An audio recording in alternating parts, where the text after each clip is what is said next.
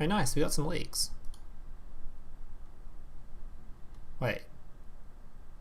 Where's Utopia?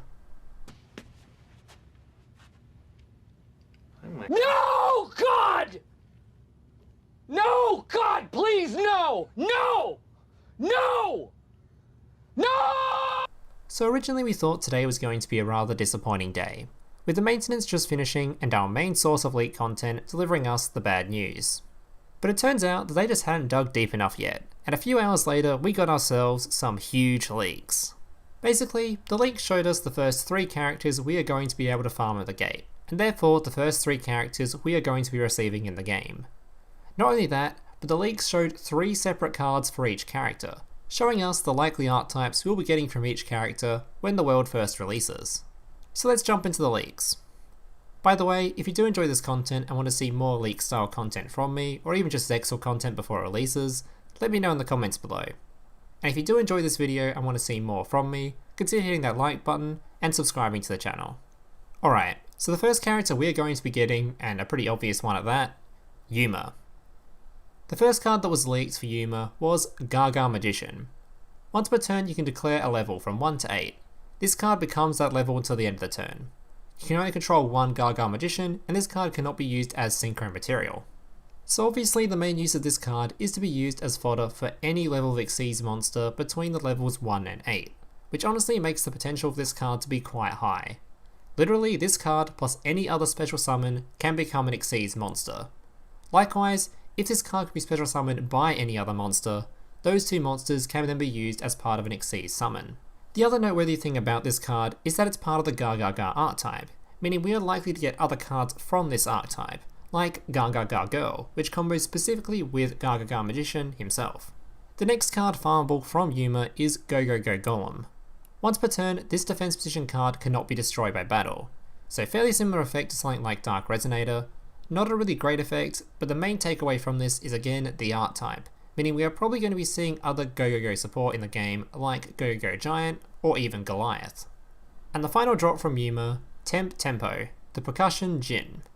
2 level 3 monsters. Once per turn during either player's turn, you can detach an Xyz material from this card to target one face-up monster your opponent controls and detach a material from it. If you do, all Djinn Xyz monsters you control gain 500 attack. So the effect of this card alone honestly doesn't seem all that strong, as it's obviously unusable going first, or if your opponent doesn't actually control an Xyz monster.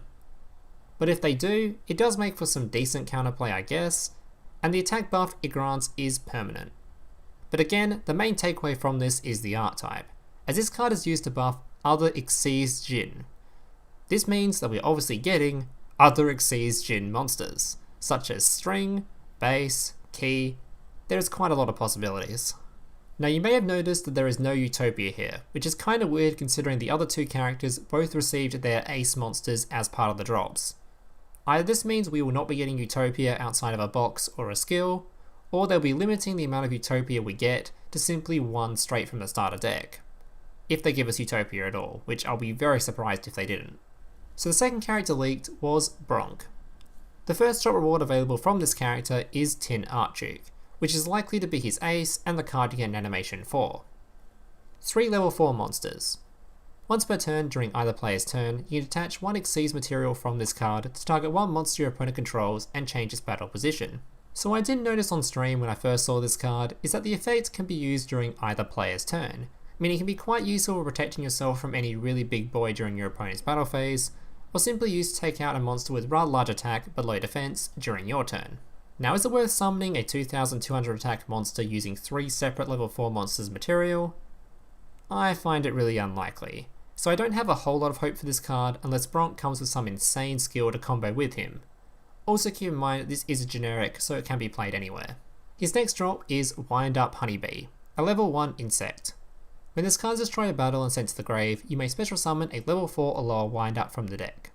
So we have a ton of these floater style cards in Duel Links, and the very common trend is, if the card floats but only when destroyed by battle, it won't be played, which will likely be the same for this card.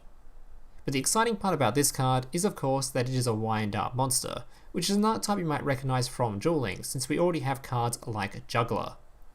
This will mean we are likely to get other support from the archetype, such as Magician or Shark. The final drop from this character is yet another wind-up card. Waits and I'm not going to try and pronounce that. Target 2 face-up wind-up monsters you control with different levels. Your opponent chooses one of them, and the level of the other monster becomes the same as the chosen until the end phase. If your opponent chose the monster with the lower level, you will also draw one card. Not sure how useful this effect is just yet, as it basically depends on whether or not it's already really easy to special summon 2 wind-ups with the same level, making this card pretty redundant, or likewise if it is really easy to summon 2 monsters with different levels, making this card pretty nice, especially if there's 2 separate XYZ monsters that you're happy with summoning either. The cool thing about this card is that it basically further enforces the notion that we will be seeing XYZ wind-up monsters, like Arsenal. The final leak character is Tori. Just like Bronk, her first leak was also her ace monster, Fairy Cheer Girl. 2 level 4 fairy type monsters. You can detach 1 XYZ material from this card to draw 1 card. You can only use this effect once per turn. The effect for this card is honestly not terrible, but 2 level 4 monsters to draw 1 card isn't exactly great either. It might be a case of, again, does Tori come with a skill to support this card? What this card does do though is basically insinuate that we will be getting some more fairy type support in the game from this character, whether that be from level up rewards or just from skills. Her next drop is Mermaid Knight. As long as Umi remains face up on the field, this card can attack twice during the same battle phase. The effect of this monster isn't really all that great, as we already do have a few double hitting monsters in the game, and having that as the only effect your monster has, unless you're trying to do some gimmicky OTK, is probably not all that useful, especially considering this monster only has a 1500 attack base. This card is an Umi card though, making it kinda weird if this is the only Umi card reward we receive from this character, so potentially we'll be getting some more support here, or at least some more water support. And last, but definitely not least, we'll be getting STELLARNOVA Wave. This is a continuous trap. Once per turn during your main phase or your opponent's battle phase, you may special summon 1 Tellarknight monster from your hand. This effect can be pretty comparable to Escalation of the Monarchs, only it can't be used during your opponent's main phase, making its ability to be used as disruption quite weak. So unless Tellarknight monsters have some insane effect when summoned during your opponent's battle phase, it's unlikely this card will be used. Especially considering it is a trap card, so it's pretty useless at trying to special summon monsters on your first turn. On the bright side though, this card confirms we are definitely getting Tellarknights, which is quite exciting considering this archetype has some pretty damn strong cards. And of all the archetypes I've shown in this video, I think this one has the most potential to do well, at least in my eyes. Alright guys, that's it for the leaks. Let me know what you guys think. Do you like what you see? Did I miss something? Let me know in the comments below. And if you enjoyed the video, make sure to hit that like button and subscribe to the channel if you want to see more content from me.